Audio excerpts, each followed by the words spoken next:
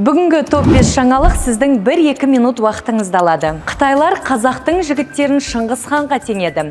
Алып тұлғалы әрі денелі қазақ жігіттерінің Қытай көшелерін аралап жүрген видеосы аспан асты елінде қызу талқылануда. Олар біздің батыр жігіттерді көріп, бір кездері жер жаһанның жартысын билеген Темучинді көргенде әсер алған. Мас полицей жас жұбайларды көлікпен қағып кетті.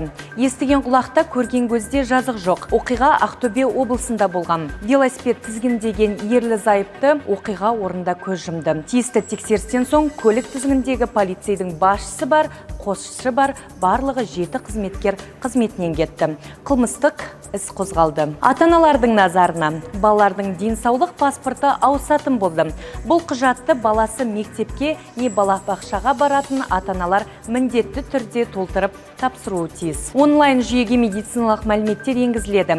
Цифрлы жоба ата-ананы ең алдымен қағаз бастылықтан арылтады. Келесі ақпарат жасқа да кәріге де мотивация болар сөзсіз. Ақтаулық ақсақал Раббым Борашев Париж төріне велосипедпен барған.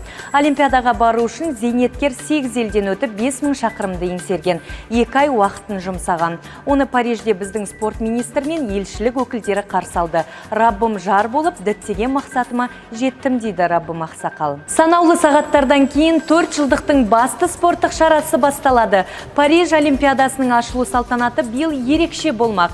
Жазғы Олимпиада ойындарының тарихында тұңғыш рет барлық қатысушы елдердің делегациясы Сена өзенімен жүзіп өтеді. Осылайша 10500 спортшы Париждің орталығын өзен бойымен кесіп өтеді.